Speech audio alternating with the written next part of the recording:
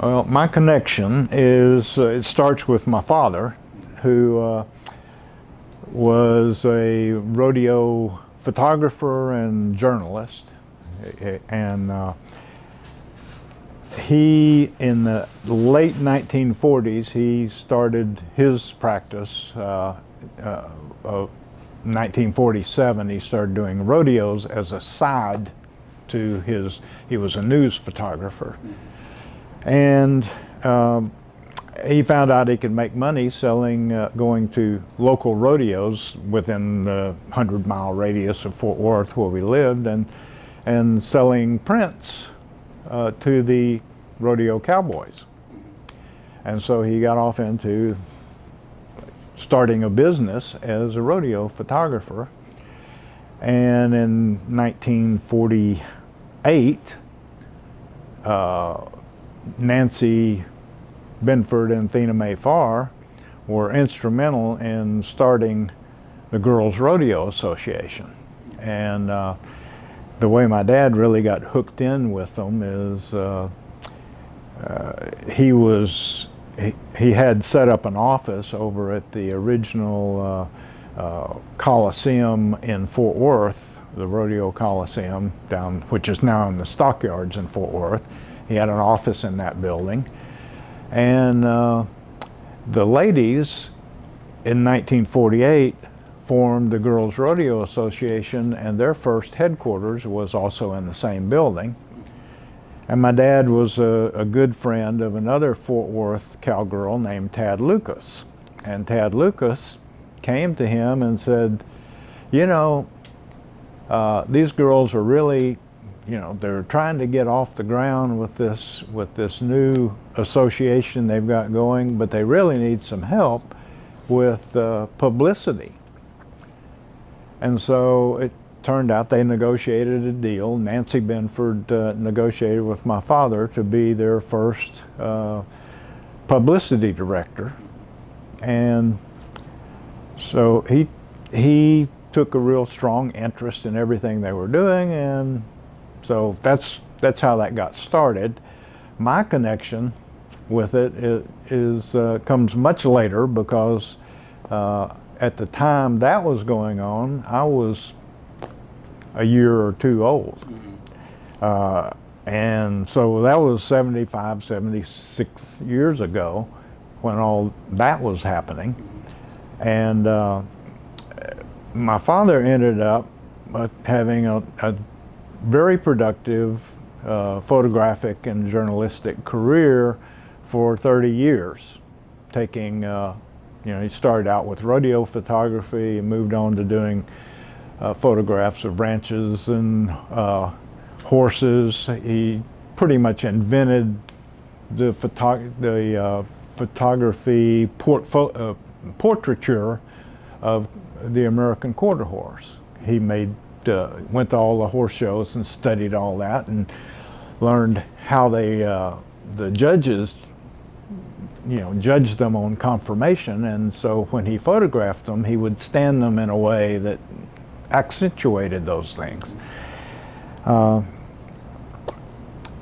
We donated about 70,000 of his negatives to this museum back about 6 years ago, 6 or 7 years ago.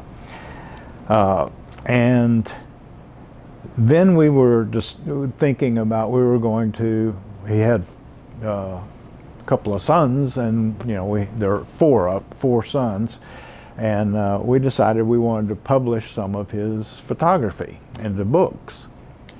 And the first one we looked at doing was the easiest one, because nobody else had photographed the women. And he had all of these photographs of women. And so we started going back through all of his negative collection. He had passed away by that time. Started going back through all of his shots and picking out the ones that were most important, and then researching into the background of all these women. And I have to give credit to my wife. She is a researcher par excellence. who just buried me in all of this documentation about all the women that were in rodeo back in the late 40s and early 50s.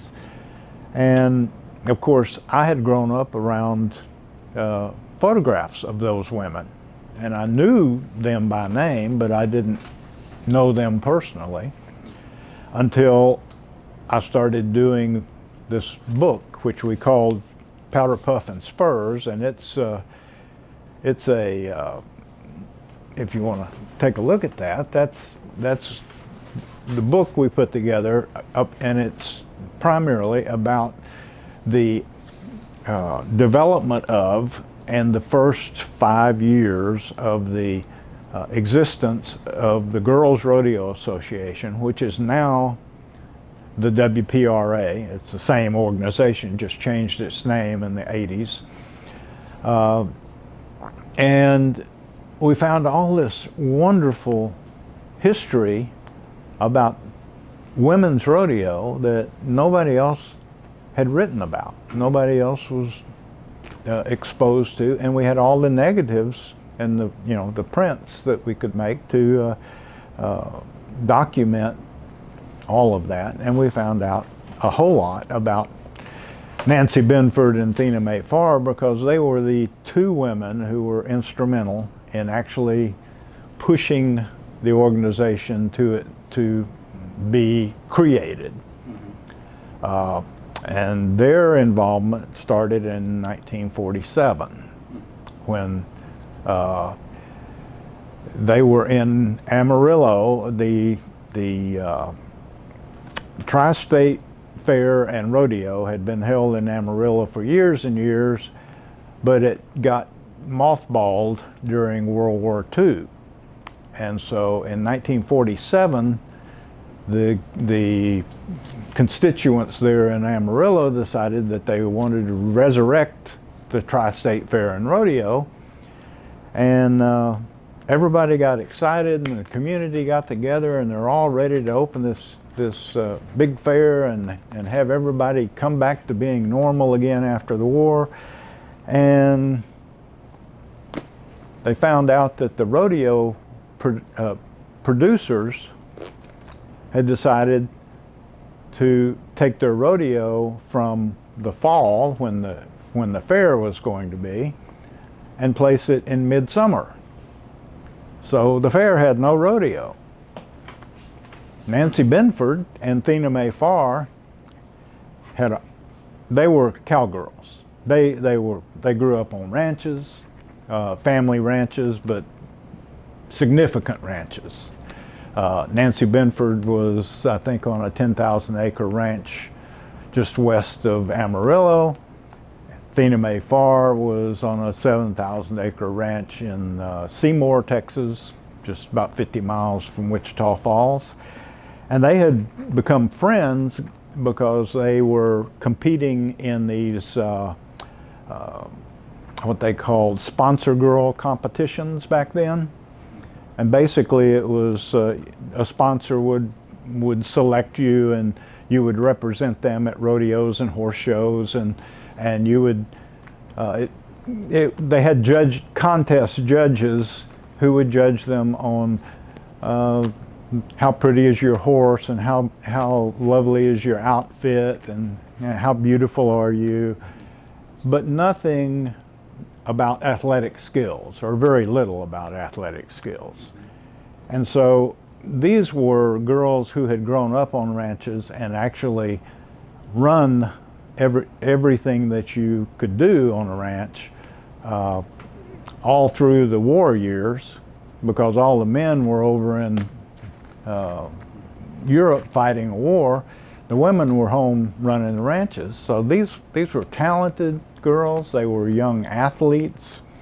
They were star athletes in high school, captain of the basketball team or the tennis team, and so they were hungry for that, and they were great equestrians. They grew up with it. These two girls they crawled in saddles by the age of 3, and they almost never got off again. Well, Nancy Binford had gone to Texas Tech, and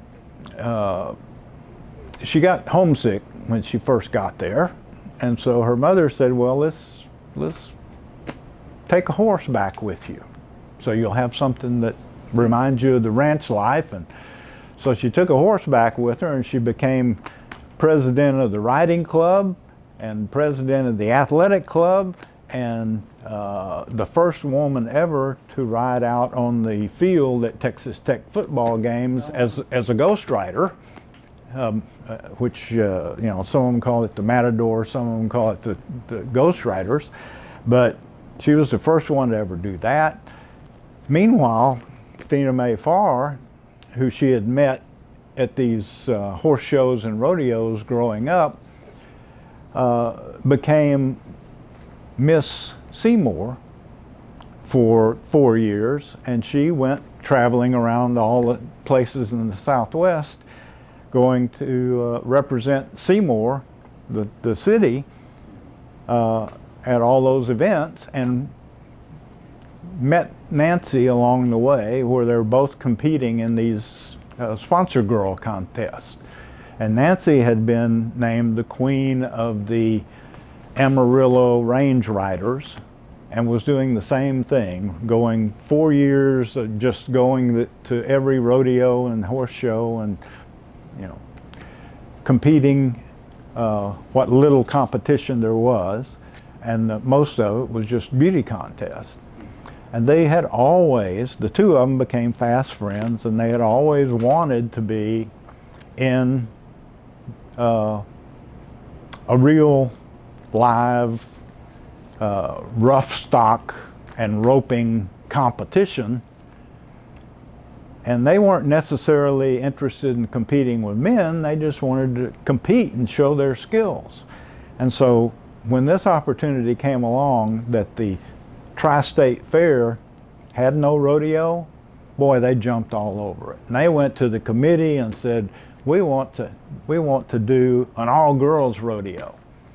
And of course the committee said, oh no, this, these little girls can't pull this off, and even if they can, who's going to want to come see a bunch of girls pretending to be cowboys? Well, they didn't know who they were talking to, because those two girls, they were daughters of the American West.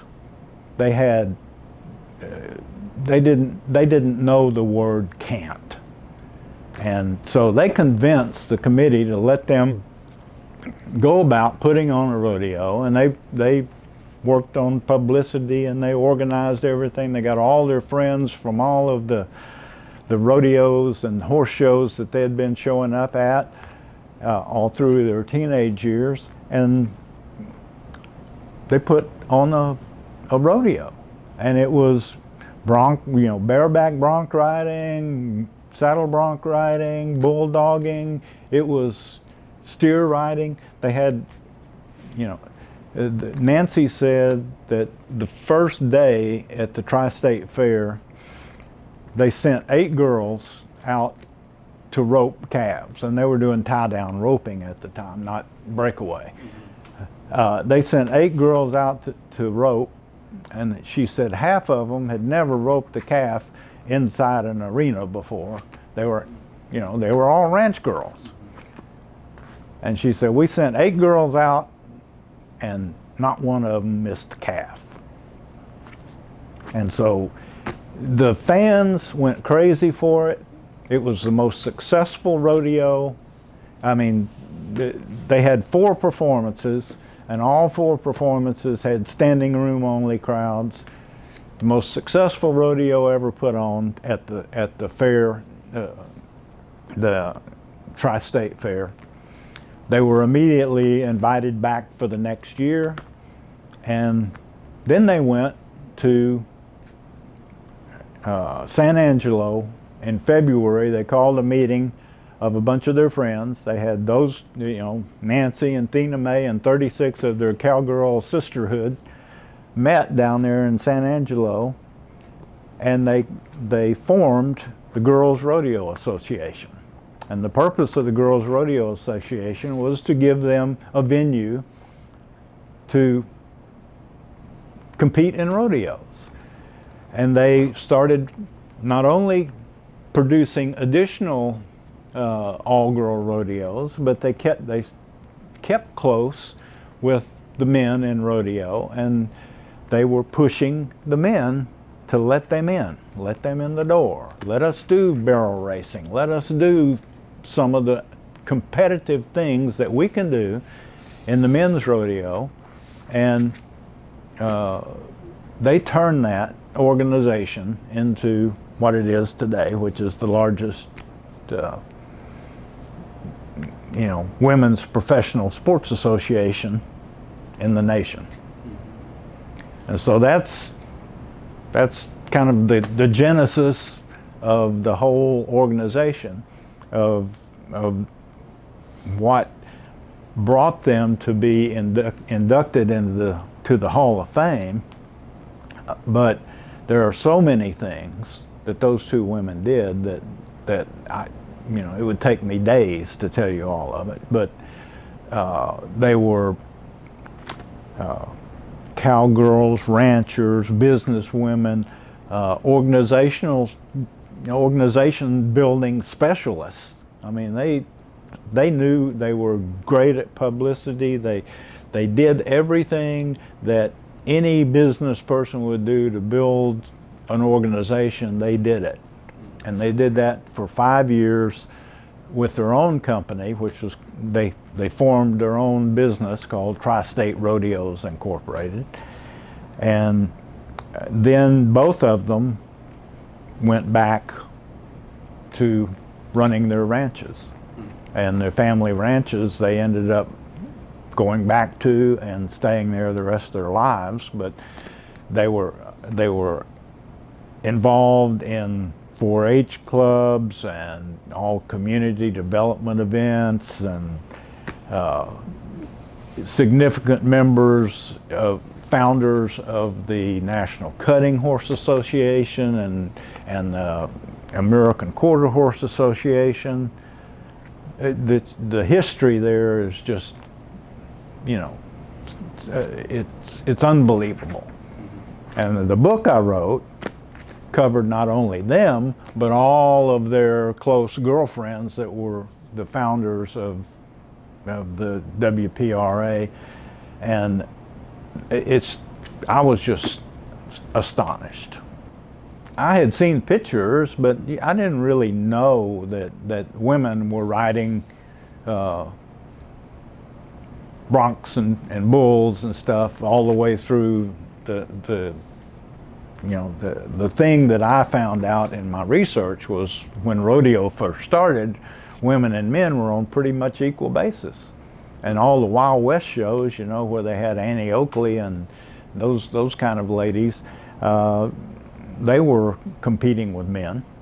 And until 1929, women were on equal competitive basis with men, but that's when the Rodeo Association tried to tighten up the rules and start making more money, and it was difficult for them to have two different levels of stock at a rodeo, and if they had bulls, then they didn't want the kind of steers that the girls were riding, and that was costly for them. That's why that in the barrel racing, the girls supplied their own horse, and the rodeo promoters didn't do anything except set some barrels up and say, run around these, and we'll give you a little prize money. But the thing that amazed me the most about it was how much of a community they had among themselves. If one girl,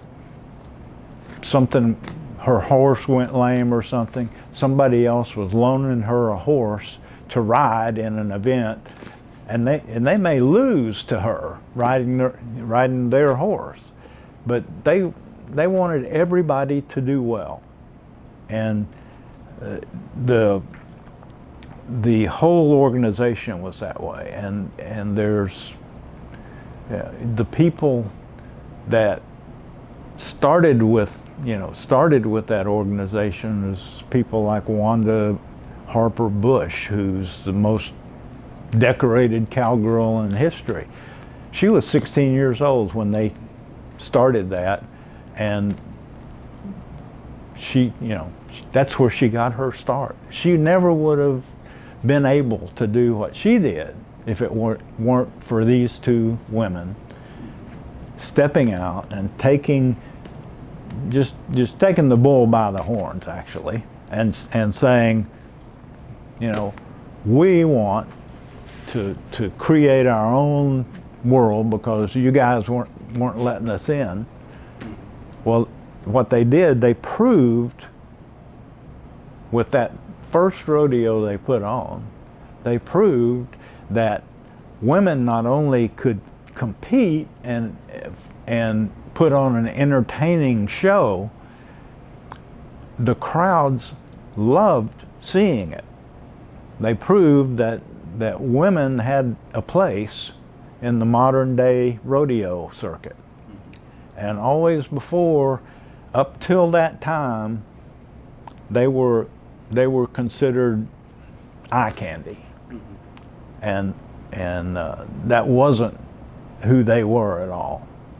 And that's the thing that I learned about it. And I came away from that whole experience of writing the book, I came away from it with a tremendous respect for so many of those women. And there's a couple of them that are still alive. They're good friends of mine, and you probably will interview one of them today, Dixie. And she's another terrific story. Who, she was doing this from the age of 5. Her family had her riding in rodeos at the age of 5, and she retired at 22, 23, and but stayed friends with all the girls that she competed with in the GRA, and it's just an amazing story about the people living their dreams, because they weren't brawl burners or any of that kind of thing. They weren't trying to upset anybody's apple cart. They just wanted to be able to show what they could do.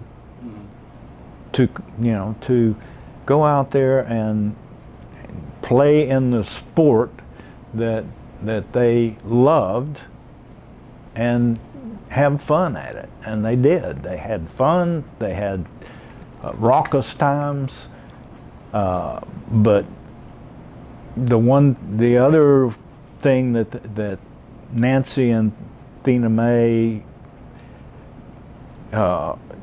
instilled in everybody else is that we always comport ourselves in a proper manner, and we don't go out and have drunken parties, and we don't go do things that reflects badly on the organization. They emphasized having competition every year, that they still do, that recognizes the best dressed cowgirl, and they knew the importance of those things, but it's just something that when you take it and put it in the context of any kind of business development, any kind of organizational development, if you don't have those things, you sometimes run off in the ditch, run astray. But they didn't ever. I mean, they were helping each other, when I say sisterhood, and I talked to the few of them that were still alive when I finished the book, sisterhood isn't the word for it. They were all on the same page, all doing what they loved.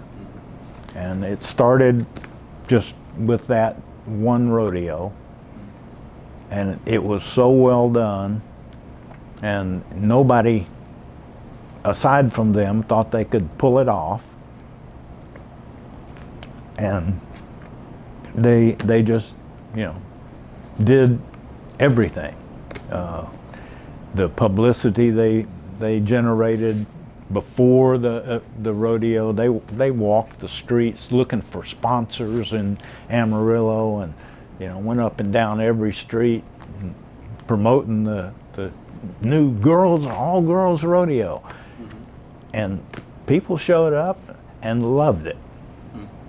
The time that women were kind of barred from competing in rodeo, that wasn't generated by the cowboys. It was generated by the rodeo promoters who were trying to keep the costs down, keep things profitable. They didn't want to have to pay out 2 sets of prize money. They certainly didn't want to pay out prize money to women over men, and so it took a long time for the women to get parity in income. But it was something that my dad, he just always had that thing about, I think he always looked at the underdog, you know, and said, I want to help them out. He was instrumental in starting the High School Rodeo Association. So it's the same thing. He liked kids, he liked the women, he liked the people that weren't at the top of the game, and he had a very lucrative career in photographing the men's rodeos, the RCA rodeos, PRCA rodeos. Matter of fact, he had standing annual contracts with the Fort Worth Stock Show, the Houston Stock Show, the Wyoming State Fair, the Santa Rosa Roundup. You know, some of the larger rodeo events, he was on contract. You know, Texas State Fair. He was doing that.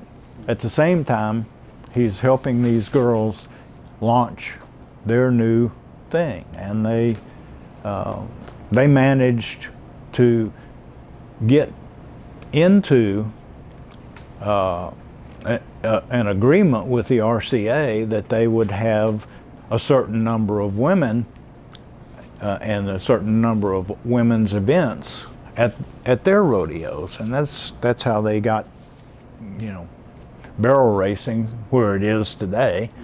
Is you know, I think it's the second highest grossing event at rodeos, the second most popular, besides, you know, behind bull riding. I think they would be honored.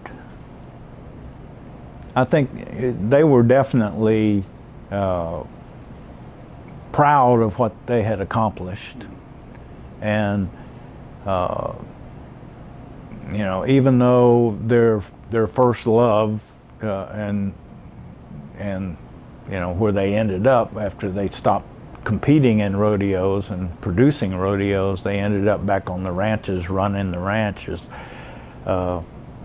Nancy was breeding quarter horses and had a racehorse place over in northern New Mexico, where she was breeding and racing horses. But you know, they were ranch girls. They grew up there. They knew that's what they were going to do the rest of their life. And Thena Mae went to college 1 year at Texas, well, what's now TWU up in Denton. She went there 1 year and decided she was going back to be a full-time rancher, but she still had this desire to compete in rodeos. So when this opportunity came up with the Tri-State Fair, and Nancy, who lived in Amarillo, or just outside Amarillo, said, you know, we got an opportunity here, and they got together and went to the committee and pitched their selves, and of course the committee wasn't enthusiastic about an all-girls rodeo, but they didn't have a rodeo, so they said, okay, you know, we'll let you do it.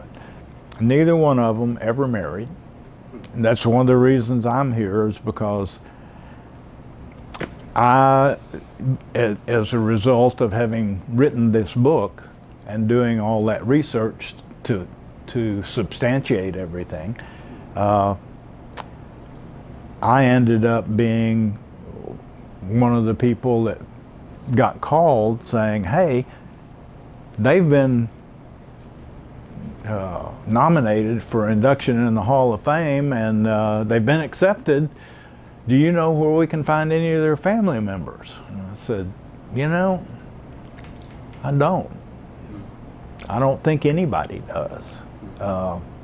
If they've got any relatives, they are maybe distant cousins or something. They both had siblings who died before they did, and neither one of them ever married. And I remember one lady that was inducted into the hall that I was talking to about Nancy, and she said, well, Nancy pulled me aside one time. She was probably in her 40s, and I was this young girl just, you know, getting nominated into the Hall of Fame, and this is the Cowgirl Hall of Fame. And Nancy asked me about my boyfriend, and I was telling her about him, and she said, well, you know, you might want to think about marriage, because there's a certain point you reach where that ship passes you by. And she probably had regrets about it, but she had so many things going on in her life that was, you know, was full. The one quote I have of her that kind of struck me was, she said, it's something about the land. She said, you don't own the land, you're just here to take care of it for a while, and to do your best to leave it for the next person, you know, leave something worthwhile for the next person. And she was, you know, she was born in that ranch and lived there. Her father died when she was 13 years old, and he had been a lawyer who was educated at Ann Arbor, Michigan. Got his law degree at Ann Arbor, but he liked being in the outdoors, and he moved down to Texas Panhandle and started his ranch. But he was a sportsman, so he built a polo field, a tennis court. You know, there were several things that, you know, he had there. And then her mother was a ranch lady who, when she was widowed, she just took her two girls and said, we're going to run this ranch, and they did. And she would go pick the girls up, you know, in the truck after school and take them home. They'd get on their horses and go ride the fences and see what needed to be mended and which calves needed tending. And so, you know, they grew up that way. And Thena Mae's ranch was about the same level of ranch. I mean, it's 7,000 acres and 10,000 acres. Those are sizable operations. And they were running those those places. And they loved it. They didn't want to leave.